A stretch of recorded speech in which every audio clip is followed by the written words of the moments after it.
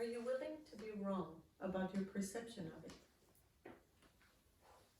Which means, am I willing to realize that I don't have all the view of my situation? And more than anything in this piece is, what does it feel like to be willing to be wrong? In your body, in your heart. And then we set up also the state. How does it feel? Do you feel like a difference when you invite this question? There's an openness. Am I willing to be wrong?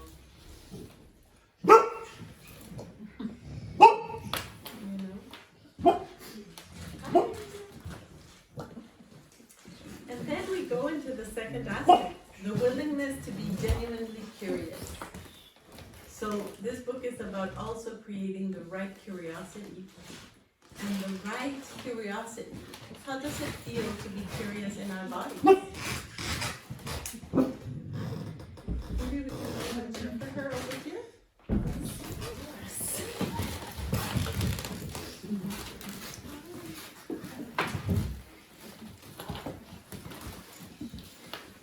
So I'm going to read from here. Genuine curiosity becomes a true form of internal medicine to support the IBC process. To be willing to be mistaken naturally invites a genuine curiosity, which implies moving into a space where we see what parts of us we do not really know and feel the desire to get to know. It's a space where the less we assume we know, the better.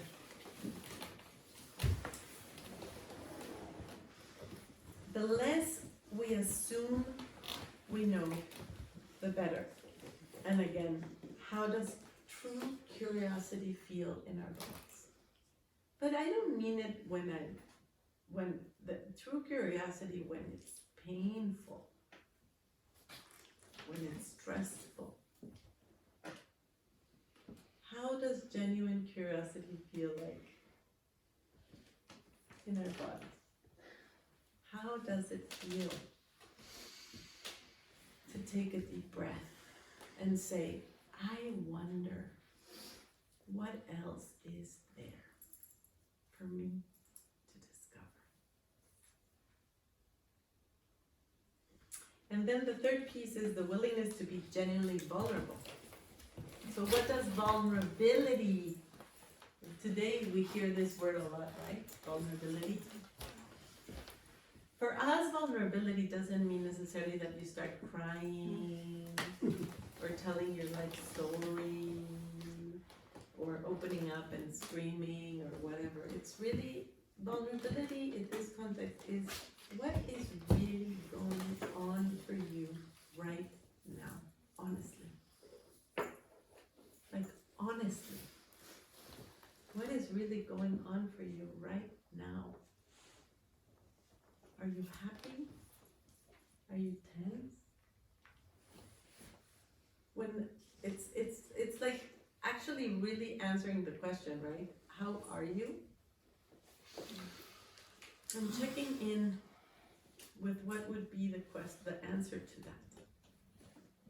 And then the fourth aspect is the willingness to take responsibility for our assumptions. So this is super important. Pieces that I want to set up, because growth does not occur naturally in our comfort zones. I want to tell you a story about that. I left my home and the country I've been living with for 20 years. We rented a house and now I'm homeless. So the nomadic, I have my home internally, and we're traveling and we're doing and we're changing our lifestyle. And it's very interesting to be truly and physically out of a comfort zone, because growth truly happens, the vulnerability and the growth that truly happens out of our comfort zone is one of the most beautiful gifts we can give ourselves, to understand how powerful our zero space truly is, and how held we are by it. Doesn't mean that you have to, invite to, maybe it's not time for you to leave your home and write everything. But to really say, in what ways can I invite myself to be out of my comfort zone? So I can grow. Because growth cannot happen if we stay in a world where our assumptions of how relationships are or how things should be stay the same.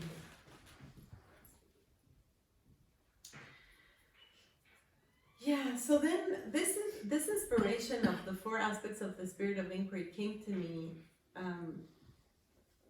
Before there were 5, now we reduced them to 4. It really came to me because I noticed that when people answered, or when people wanted to do inquiry, they thought that to do inquiry, you would answer from the same mind as if I tell you how old you are, or where do you live, or what do you think of the political party.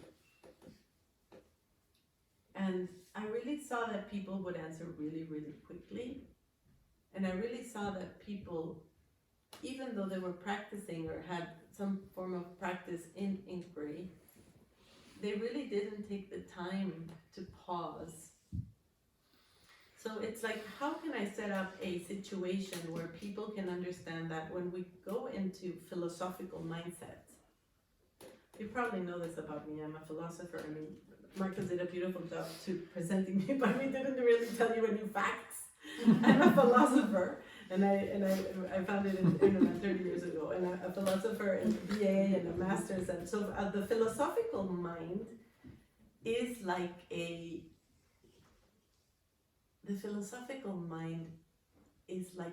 vast horizon. When you're flying on a plane, it's like when you open everything on the table. Everything is up for grabs.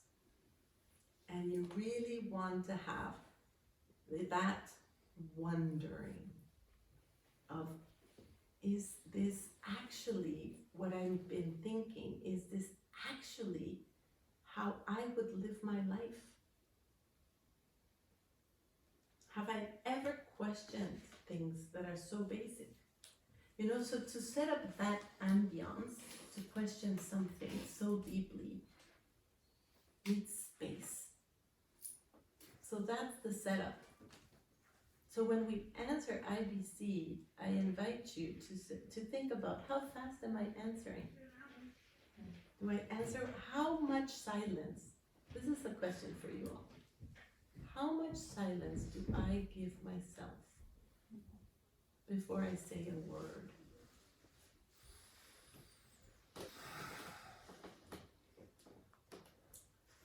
Silence is so important before I really, honestly, vulnerably, curiously answer a question.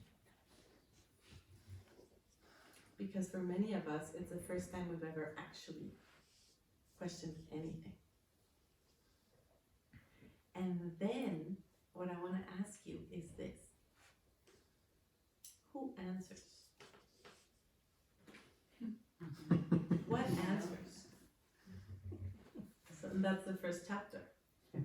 Zero space. What answers?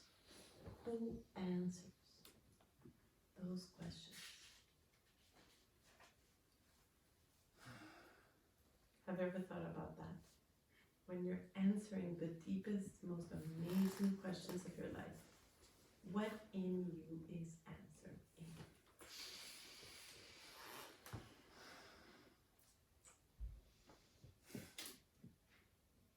And we just answer and take for granted who's answering, right? Or the energy that is answering. We just use it like air, like water. And to really get into who answers. And to relax and expand in what answers. We know we are home. what in us can answer?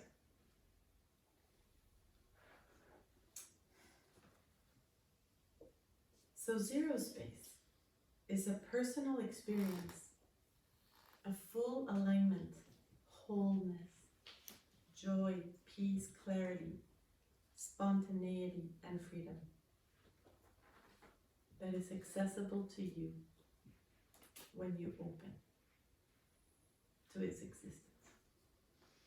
And I just really want to pause in that, because the greatest, most delicious homecoming that we could ever experience is to feel the warmth and wholeness of that spirit in us. It's like a baby. A baby is aware. Is a baby aware that it's aware? Like it will move, it will talk, it will suck milk, but it's not really aware that it's aware. So the journey of this existence is when we really understand when I say, I am zero. Like, not I got zero, not I arrived at zero, not I have zero. I am zero. I am. And we breathe and relax into that.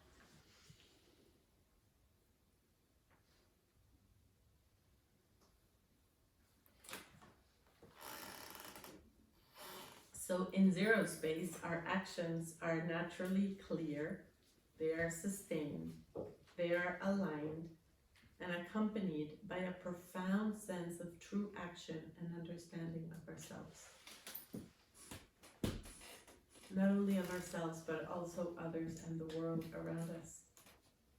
In zero space, we take responsibility of our lives by successfully seeing and transcending the repetitive and painful patterns, constraints, projections, anticipation, apprehension, fear, assumptions, and doubts that are generally part of the natural human condition and therefore accompany us throughout our lives. In zero space, we fully align to an experience of life that is wholly supported and genuinely complete every moment of every day.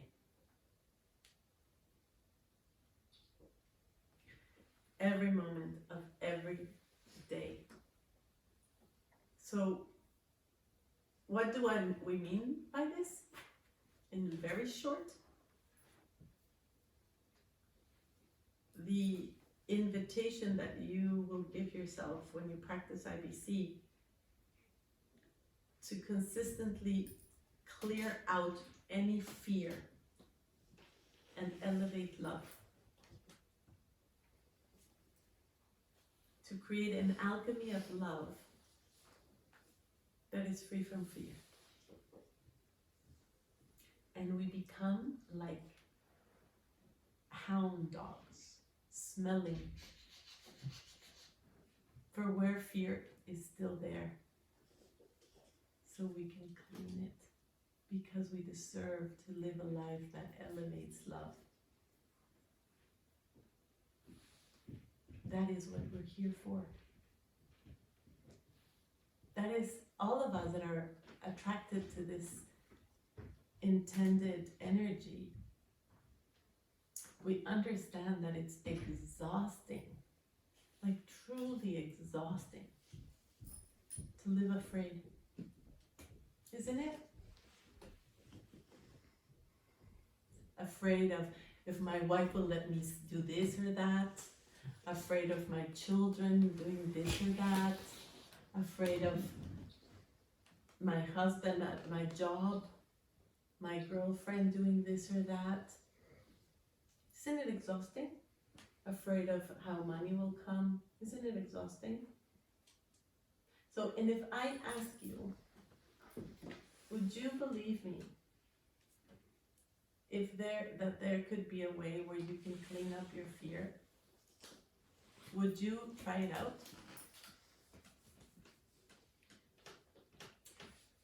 Well, that's the invitation. And fears come all the time, in different ways, in different forms. And it's about keep cleaning up the fear. If there's anything in your life that you're still doing out of fear, it's not the life you deserve. That's simple. Is it hard to live a life that is intended to clear up and elevate love? Yes, but it's harder to stay afraid. It's exhausting and way harder to stay afraid, isn't it? Do you like being afraid? Would you say, please give me more fear? I would love more fear, thank you. Do you love living afraid of the people you love and you sleep with? Do you love it? Do you?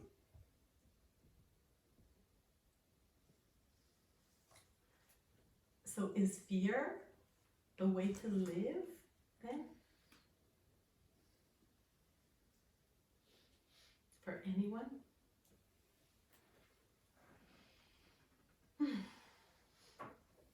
I don't think so. And speaking of that, we need the symbol of inner land is 3 spirals, right? Because to go into this hero's journey of the pursuit of answering and questioning this way, we need 3 things. We need to? 3 elements, 3 spirals. Mm-hmm. What is the spiral of what do we want? Which is, in our experience, inner freedom. What is the purpose of your life? Like, honestly. What is the purpose of why you are here?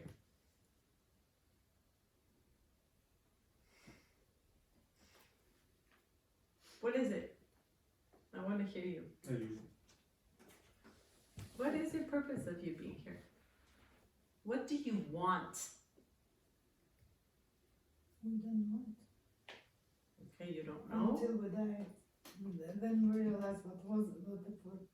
Okay, so you're assuming that you don't know until you die. Okay, anyone else? Yeah, maybe you know something, but it's wrong. But it was not the purpose. The difference in my experience between people that get a clear path or not is what do you want? Is to answer the question. So what do you want? More consciousness. More consciousness, okay. What do you want? What do you want? What is your purpose? First question, what do you want?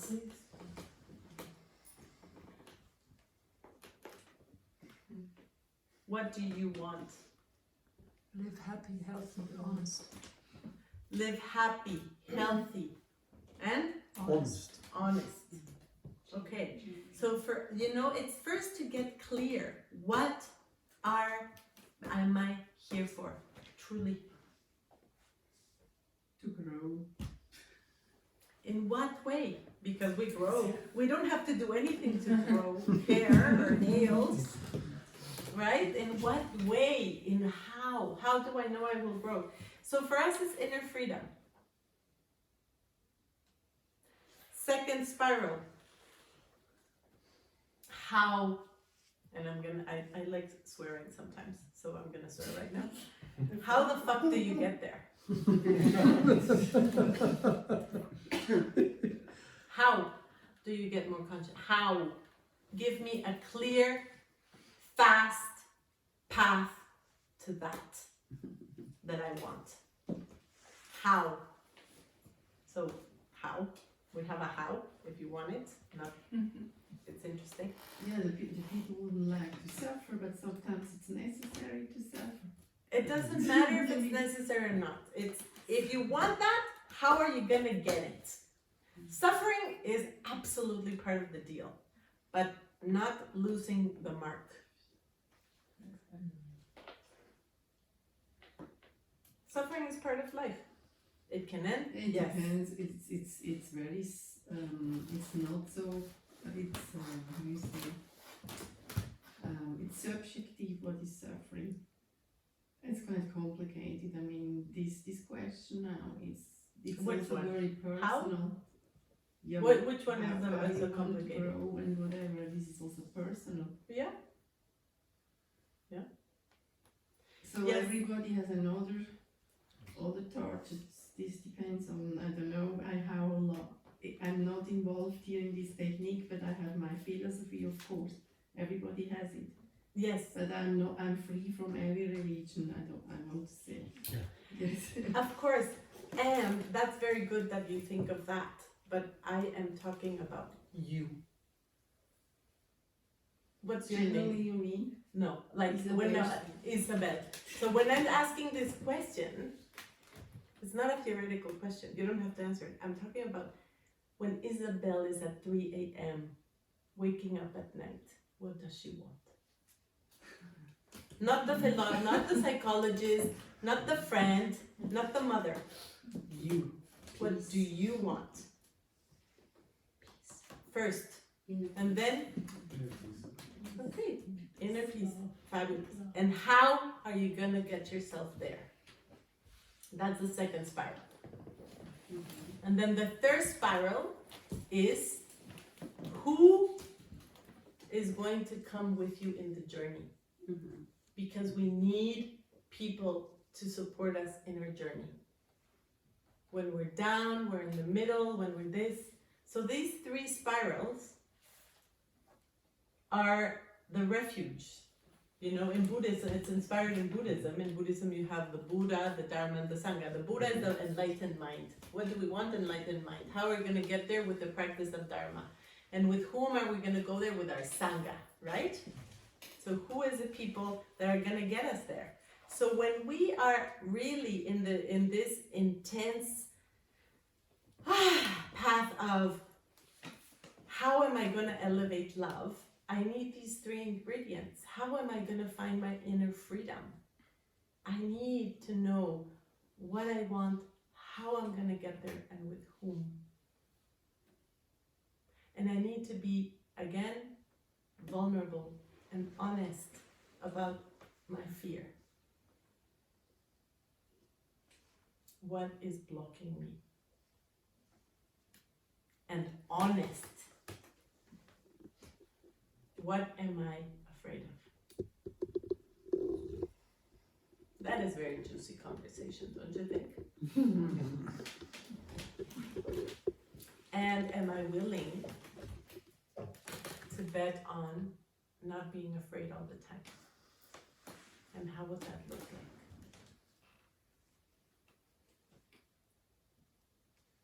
For me. Now. So that's one of my favorite questions, you know. You know these questions, but one of my favorite questions is, for example, when you're scared, who do you turn into? What happens? What are the images? What are the sensations? And I want you to really go back to what I was saying before about who is answering. It's IBC is a method to have the most intimate, loving conversation with our internal world. What am I thinking when I'm scared? What am I feeling? Who do I turn into? Who do others turn into? I'm going through the questions, right? How am I exaggerating?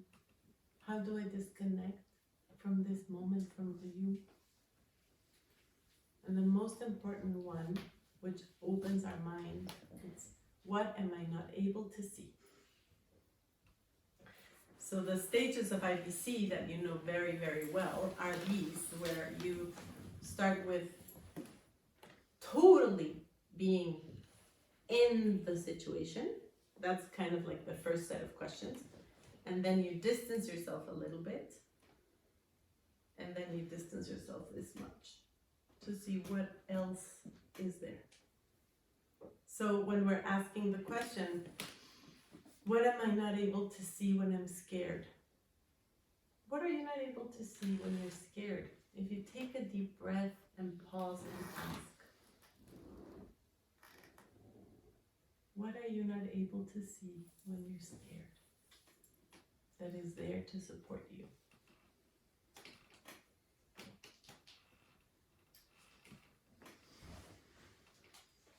If I'm scared, I feel no love. Yes.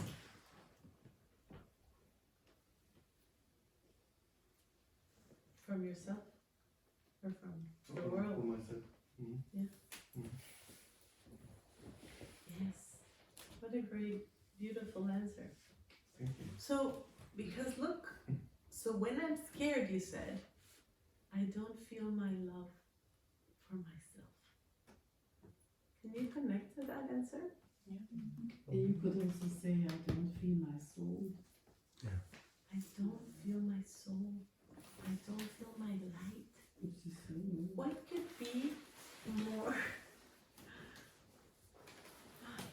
scary than that? Definitely. To not feel our soul and not feel our light and not feel our love when we're scared. What are we not able to see when we're scared? I don't see the space. It's just like a tight, small room, like a prison, something. Yes. And I don't see Possibilities. the space, Totally. the relaxation or whatever. It's like This question is walls. yes.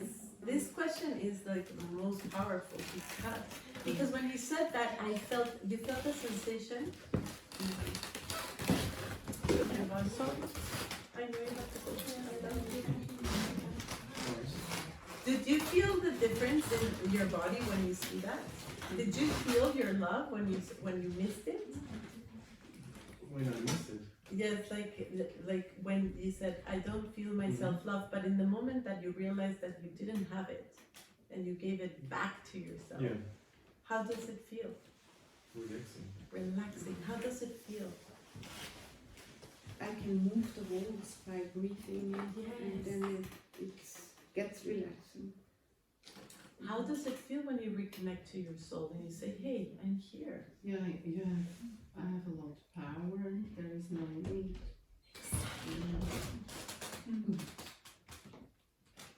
Now, exactly.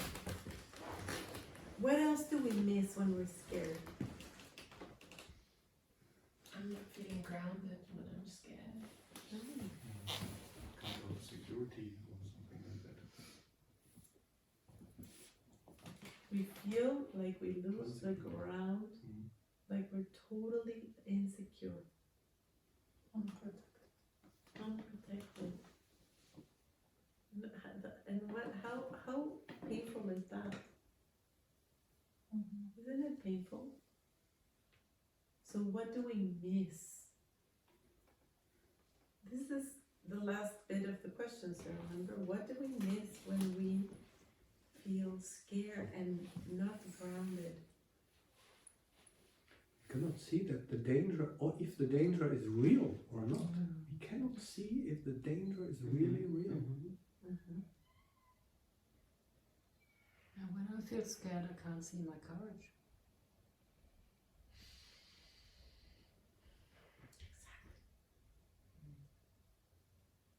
And can you see it now? Yes, And how does that feel? great. And very simple in a way. And very simple. It just is. This is the magic. Like if you tell me what is the superpower that we were given as humans to to reconnect to our inner freedom, I would answer one thing, and one thing only. I would answer the power to question. No other being on this planet has the power to question. That is our magic wand, to question. Isn't it? Yeah, isn't all creation, everything created on this planet because of the power to question? Could I fly? I wonder. Could I cross the ocean? I wonder. Could I create a little tiny thing that can take photos, be a calculator, be a phone, be a computer, watch a movie, and all of my music? I wonder. Right? Can I share words? Yeah, can I share words? I wonder. Can I love? Can I be free? I wonder.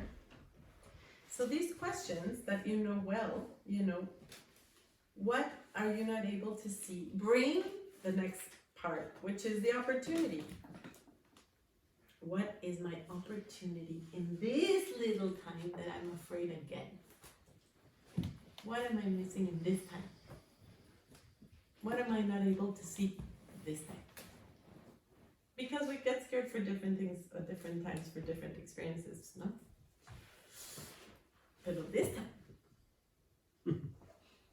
this one time, again, what am I missing?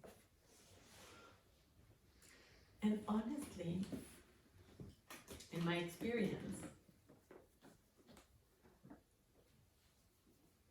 I told you before, you stop and you answer, you slow down and you wait, but when the floodgates open, you can keep answering the question.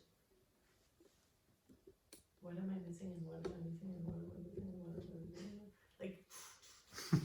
Like, then, therefore, what is my opportunity? What's exciting and fresh and clear about this opportunity in this moment? This time around.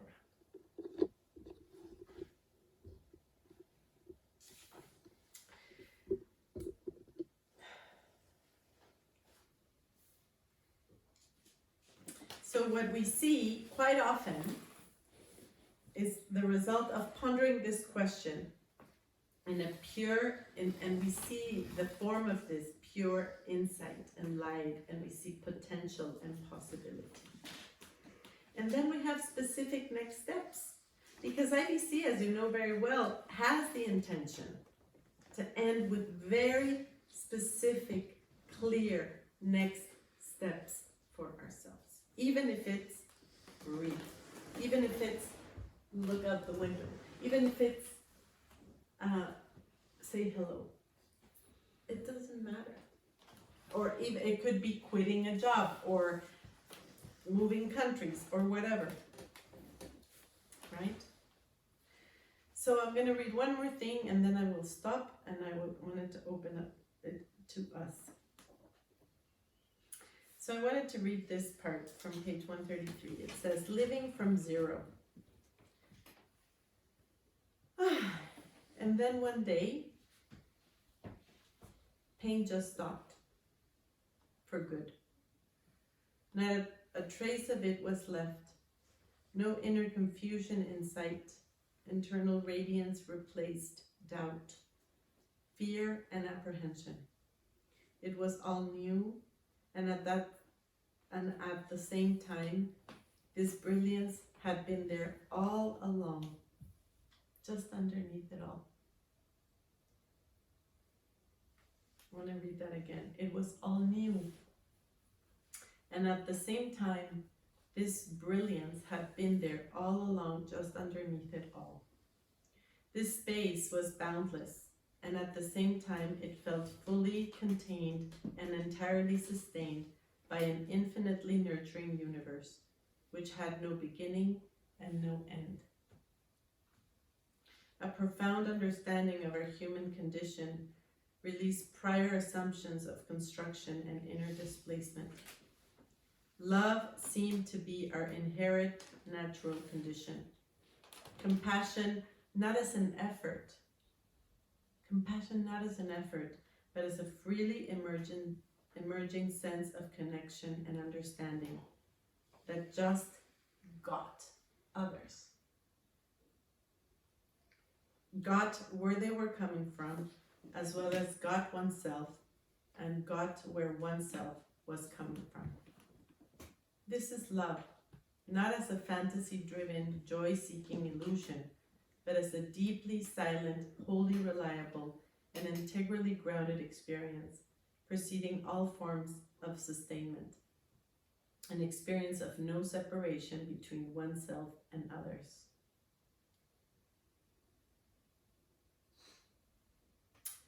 Movement, as well as purposeful and clear action, seem to arise from a space that exists prior to awareness itself, as if our lives were being driven instead of us being the drivers. And driven not by a careless and inattentive guide, but by an exquisite intelligence that sustains and transcends everything. In this space, the questions what to do, how to do it, or when to do it are fully resolved. The expectations how to live, what to say, and to whom are all settled. This is from an IBC practitioner. So this book has all of these bits that I just shared in one way or another. And then we have all these practicing IBC. So you see what the responses and the possibilities and what was the facilitation from either Pedro or myself facilitating a client. So you see what the process is. And in IBC, we measure people, like their stress levels. So if they start from 0 to 10, if they started at 10 at a stress level, through the process of IBC, the idea is that they get to 0. They recognize that they're 0 in a situation. So all of these are examples where people start at 10 and ended at a 0. And then, and then we go into some of the corporate applications of this method. In companies, I've worked with the House of Commons, with politicians in Canada, with Whole Foods Market, with IT technologists, with SiriusXM, and many companies where they bring this IBC technology to their managers, and it changes everything. Because what it also does on a practical level, I mean, I'm giving you the very philosophical, heart-opening level that I love, but in practical levels, it reduces meeting times, it brings honest communication, it really clears up goals. It really allows teams to clean up the fears of what is stopping them from getting to their goals. And we have statistics and numbers and all that fun stuff if you're into that here in the book as well and on our website. So again, this is a labor of love of many, many years. This is a technology that works, and we keep expanding it and exploring it in many ways. And I would love to hear your questions or comments about it. Thank you. Yeah,